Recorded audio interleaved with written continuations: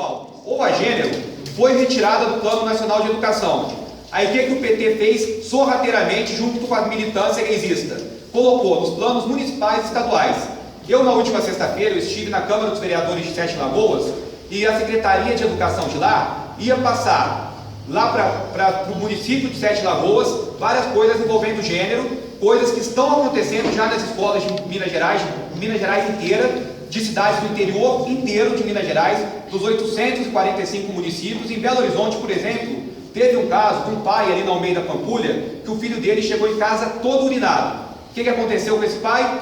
O menino, 5 anos, já sabia se comportar, o pai foi investigado do que se tratava. O menino ficou com vergonha, que queriam que o menino usasse o mesmo banheiro que as meninas, tiraram a placa do banheiro da escola, e o menino, para não urinar na frente das meninas, preferiu urinar na roupa.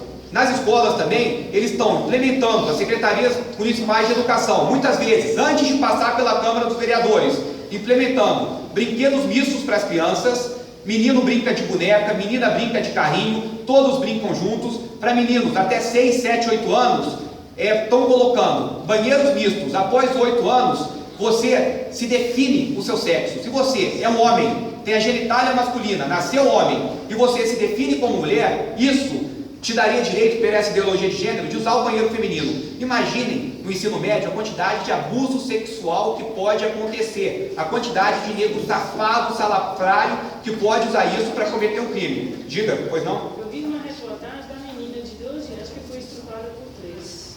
Pois é. Lá em Sete Lagoas, eu tive contato com o Adriano, que ele falou que é um senhor trabalhador, um senhor dos seus 40 e poucos anos, assim, trabalhador, homem honesto, decente, homem simples, que ele falou, seu filho foi estuprado na escola, e o que aconteceu? Foi na Secretaria de Educação, ficou lá 5 horas, se recusaram a recebê-lo. E o que está acontecendo é algo coordenado. Eu vou explicar o que está acontecendo para vocês de maneira simples. Eu falei os sintomas, eu falei os fatos, vou explicar como que eles estão articulando isso.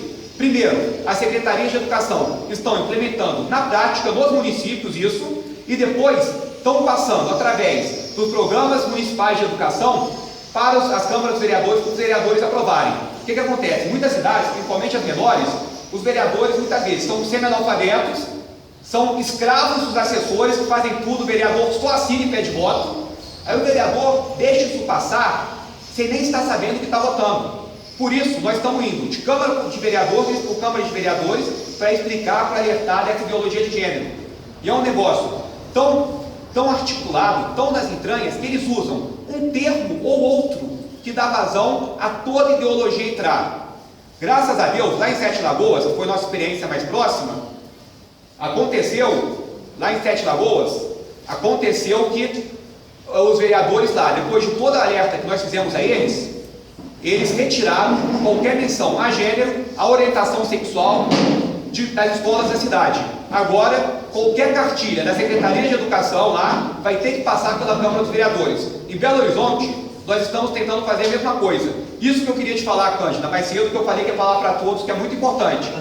Segunda-feira, para quem é de Belo Horizonte, a partir das 8 da manhã, acontecerá na Câmara dos Vereadores aqui uma audiência pública para tratar exclusivamente da questão do gênero. E eu gostaria que todos os belo-horizontinos, eu sei que muita gente trabalha, muita gente estuda, mas pedir para todos que estudam à noite, que são donos do seu próprio horário, ou então que trabalham à tarde, que vão lá, porque é extremamente importante. Porque a militância LGBT pagou 400 militantes pagos que vão lá gritar, fazer arruaça, mas nós estamos com a razão, nós estamos com a verdade. E cada pessoa que for lá terá 3 minutos para se expor.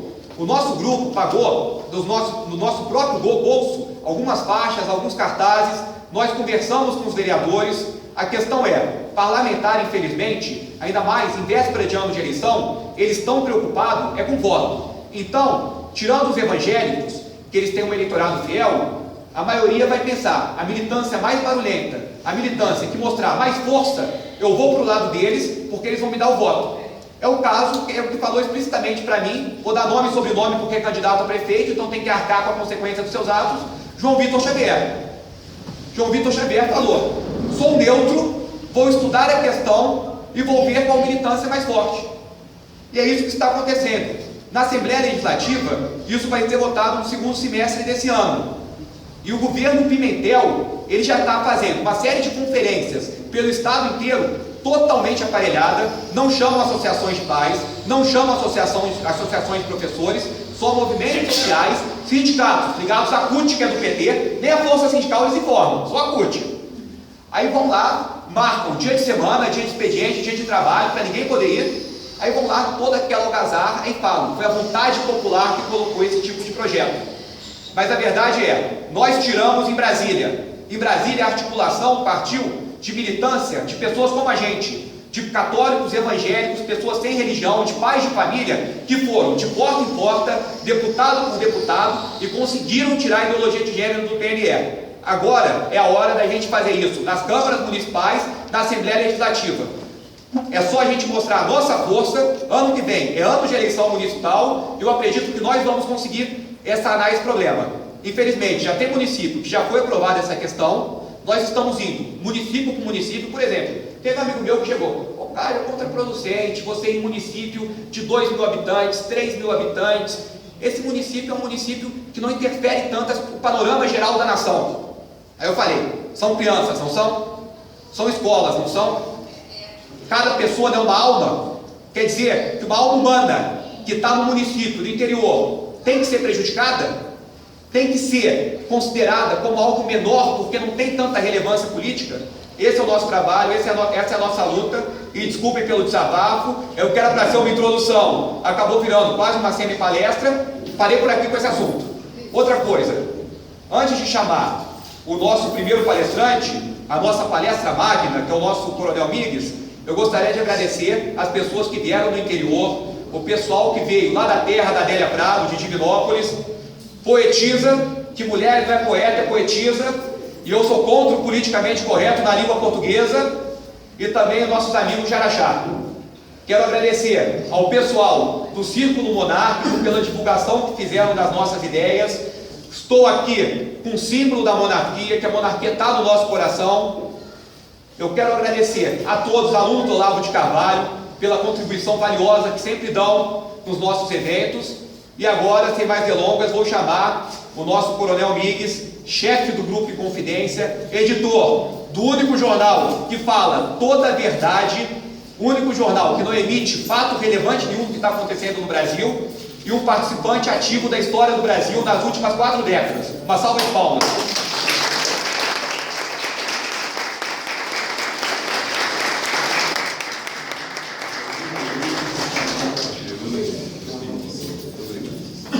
Minhas senhoras, senhoritas, os senhores, a juventude que está aqui.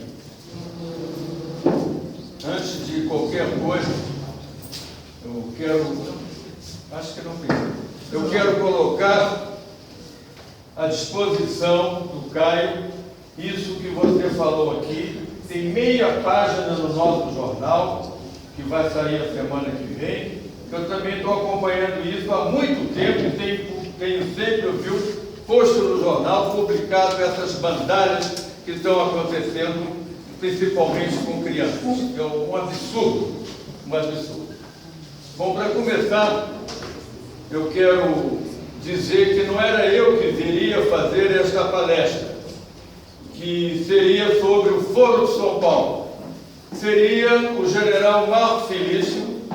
Ele chegou a Belo Horizonte na quinta-feira para preparar e para estar aqui hoje, mas pegou uma gripe, mas está apagado, está derrubado mesmo, não tem nem condição de falar. Então ele pediu para eu transmitir a todos vocês aqui as desculpas dele, e aí eu fui escalado, ninguém me consultou, disse, você vai fazer a palestra. Não vou fazer a palestra. Interessante que isso aconteceu comigo agora, no começo do mês, em Santa Maria, no Rio Grande do Sul. Eu estava lá, fui convidado para assistir uma palestra da DESG, e sobre essas bandalhas que estão acontecendo aí. Quando eu chego lá, me anunciam como palestrante. Não, e vou falar a mesma coisa que eu falei lá, certo? Mas primeiro eu tenho que dar somente dizer o que é o Foro de São Paulo. Eu tenho a impressão que essa juventude já conhece, mas só dizer um pouquinho.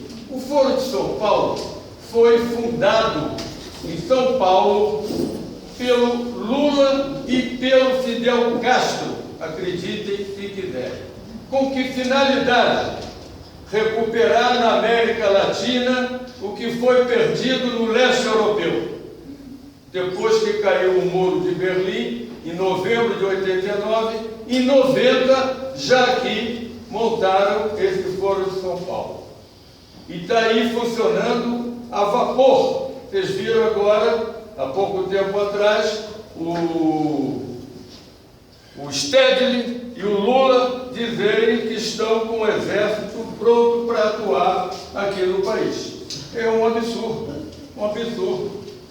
E isso aí, inclusive, estão colocando até no livro didático. Até no livro didático. Então, o Foro de São Paulo, eu não vou me aprofundar. Somente dizer isso, tomem cuidado com isso. Quando eu faço palestras, agora eu tenho feito muito poucas, e vou contar algumas para vocês. Eu fiz palestra, por exemplo, para a PUC, para o 5º ano de Direito. Fiz palestra no Colégio Arnaldo para no 3º científico, eram 150 alunos. Fui fazer palestra na UniBH, essa coisa que eu nunca vi coisa igual. Era um antro, o termo é esse, antro de comunista. Impressionante o que aconteceu lá. E foi sobre 31 de março. E eu escrevi isso no nosso jornal. Quando nós chegamos lá, aquelas apresentações, tal, não sei o que mais, isso e aquilo, aí começaram a falar. Uma senhora disse de cara, não, eu fui torturada pelos militares, enfiavam farpa de madeira nos meus dedos, meus 2 filhos foram assassinados. Daí para fora, os 2 filhos dela, um morreu num desastre de moto e o outro se suicidou. E aí quem leva a fama somos nós, as contas da fama. Está tudo escrito e devidamente comprovado. Aí também foi junto comigo um coronel que trabalhou no SNI durante mais de 20 anos. E ele foi um dos primeiros a falar. Quando ele começa a falar, fala em revolução, que aconteceram na história universal 3 grandes revoluções. A Revolução Francesa, a Revolução... Bolchevista? Hein? Bolchevista? Não. A inglesa, uma coisa assim. Aí ele falou. E a Revolução de 31 de março? Nessa hora, pula no palco e arranca dele o microfone, um barbudo, um monstro. Acabou. Eu falei, puxa, nós vamos sair daqui apanhando muito. Tá? Não, verdade. Aí não falou mais, não sei o que, começou isso aqui. Aí era a minha vez de falar, e eu falei, eu vou falar? Não, o senhor vai falar, não sei o que. Aí eu notei que era para uma turma de História da UniBH. E eu notei que a grande maioria eram as meninas, como estão aqui. Aí eu falei, que sempre que eu posso, eu falo, eu digo o seguinte, e é verdade, a coisa mais importante na nossa vida é a mulher. É a professora, é a esposa, é a namorada, é a mãe, é a irmã, é a amiga. E tem gente que não gosta de mulher. Aí tomei conta, verdade. Não é verdade.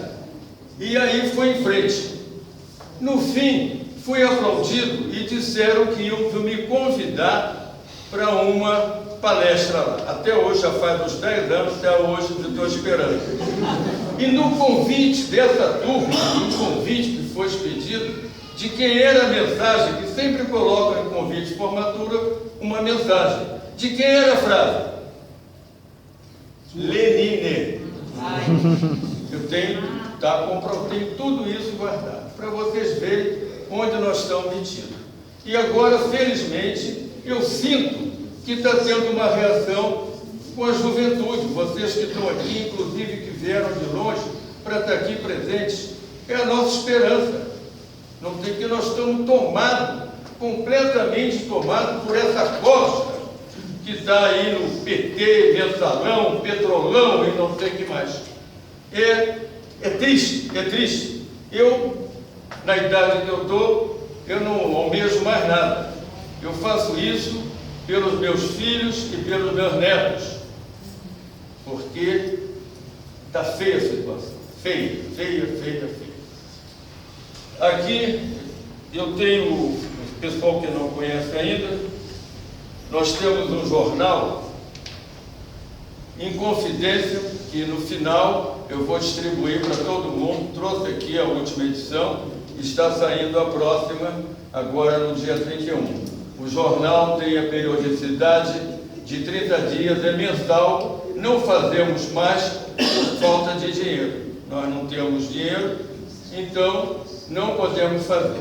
E esse jornal é encaminhado para os nossos assinantes, que não são muitos, são da ordem de uns 600, e para os associados do nosso grupo em confidência, da ordem de 200 mais ou menos. A diferença é que o assinante faz uma assinatura por 1 ano e paga R$130. E o associado paga todo mês um valor que ele pode pagar, 20, 30, 40 reais. E colocamos também esse jornal na internet, que é o nosso grande, que está dando retorno e está sendo conhecido em todo o país. Além disso, ele é enviado por nós para todas as unidades, todas as organizações militares do Exército do Brasil, desde lá de Tabatinga, da Amazônia até a Uruguaiana, e todas as unidades recebem esse jornal. E nós fazemos 3 edições históricas no ano, sobre 31 de março, sobre o Duque de Caxias e sobre a intentona comunista. Então, essas 3 nós mandamos em grande quantidade, aumentamos a tiragem e mandamos para todas as escolas do Exército, de formação, especialização, aperfeiçoamento e altos estudos. Anteriormente, nós mandávamos para todos os comandos da Aeronáutica e da Marinha de comando general. Tivemos que cancelar por falta de verba. Nós não somos, como eu já falei, não temos mensalão, não temos petrolão, temos que... Fica difícil. Não, fica difícil mesmo. Bom, então eu vou deixar para todos aí, eu trouxe acho que o suficiente, deve ter aqui umas 70 pessoas, podem levar o nosso jornal. E divulguem, principalmente para os professores, porque o que está escrito aqui, ninguém escreve, né? E eu não tenho medo, não tenho rabo preso, de jeito nenhum. É a pura verdade que está aqui. Nós já fomos ameaçados de processo por um senador, por uma entidade de classe e por um deputado. Eu estou louco que processe a gente, porque aí pode ser que ganhe algum dinheirinho. É verdade. Nós também somos procurados por muitas professoras. Isso que ele falou aqui, toda hora eu estou ouvindo. Essa semana ainda, e vai sair no próximo jornal, uma professora nos procurou e trouxe para mim, está no meu computador ainda, mandou pelo computador, a fotografia de CDs e de computadores que estão encaixotados há mais de 5 ou 6 anos em várias escolas públicas de Minas Gerais. E até no ano passado eu consegui, junto ao jornal O Tempo, que fizesse uma reportagem e fizeram. E agora, essa semana, o governo petista aqui já botou lá, fazendo divulgação, que está distribuindo milhares de computadores, milhares, tá? tantos milhões de reais, tal e tal. Para que fazer isso se tem tudo isso arquivado lá? Estou escrevendo de novo e vou pedir para o Jornal O Tempo fazer outra pesquisa, outra reportagem. Ainda outra coisa, não é palestra. Eu prefiro até, quando eu venho conversar, falar, não é, que eu faça perguntas, ou então alguém faça perguntas sobre o que nós fazemos e o que está acontecendo nesse país. Atualmente nós estamos brigando e colocando e falando, e eu quero saber porque na casa do Romano, a última vez que nós tivemos reunião lá, Romano é um companheiro nosso que faz esses movimentos, manifestações, tudo isso. Tinha um menino lá que era, eu não lembro o nome dele, que era o líder, o presidente do PSDB jovem. Quem conhece? Falou que ia me entregar a listagem de todos os processos do petista ladrão que está aí, Fernando Pimentel. Falo isso que eu provo. Ladrão, tá? E até agora nada. E eu quero ver se eu coloco nesse próximo jornal todos os processos que ele está respondendo.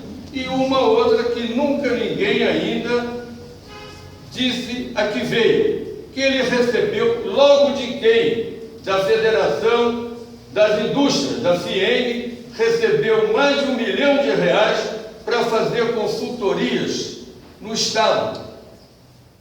Fez alguma? Para onde foi o dinheiro? Bolso direito ou esquerdo? Para onde foi? Esquerdo. Hein? Esquerdo. Sabe para onde foi? Para o bolso dele, porque ele conseguiu botar como presidente do conselho, como é que chama? Lá em Brasília, o cara que era o presidente da FIENG, o tal de Robson Andrade. R$1 milhão. Dizem que foi mais do que isso eu não sei porque eu não posso provar. Isso aí, esse é o governador. Tá? Esse é o governador que cometeu crime eleitoral recentemente, que vocês viram no Correio. O Correio distribuindo com prioridade e de graça a propaganda política da campanha dele. Publiquei isso também e ficou por isso mesmo. O Tribunal Regional Eleitoral não tomou providência nenhuma. Seria o caso de, como é que se diz? De impedir a posse dele. Mas ninguém está aí, tomaram conta. É o mesmo caso agora do Supremo Tribunal Federal. Puseram o tal de Fachin. Lá não, Toffoli já é. Toffoli é um analfabeto que está lá em nome do PT. Agora puseram Fachin. Ele, quando fez aquela entrevista lá no Senado, parecia filho de Maria. Era um inocente. Não, é verdade. Parecia filho de Maria. Né? Quero ver agora o que ele vai julgar lá. Né? Então, se alguém aqui tiver possibilidade de conseguir a folha corrida do Pimentel, manda para mim. Eu estou com uma página inteirinha aberta esperando isso. Não, nós temos que fazer isso. Temos que fazer. Se alguém tiver algum advogado... Coronel, eu gostaria de perguntar para o senhor falasse um pouco sobre o cenário político no Brasil pré-64, o quanto que isso se assemelha com o que nós estamos vivendo hoje e também da sua participação naquele movimento. Muito bem. Bom, em 64 eu servi em Uruguaiana. E sabe onde é que fica Uruguaiana? Não sabe. A maioria não sabe. Uruguaiana fica lá na fronteira oeste com a Argentina e com o Uruguai. Fica nas margens do rio Uruguai, onde os paraguaios se renderam. Vai fazer agora, e eu já fui até convidado para a solenidade, o sesquicentenário da rendição dos paraguaios. Eu servi em Uruguaiana. Lá em Uruguaiana, naquela época, 63, 64, era uma dificuldade qualquer contato, eu não conseguia telefonar para minha casa, que minha família era do Rio, morava, eu tinha que marcar para ir na cabine telefônica e marcar dia tal.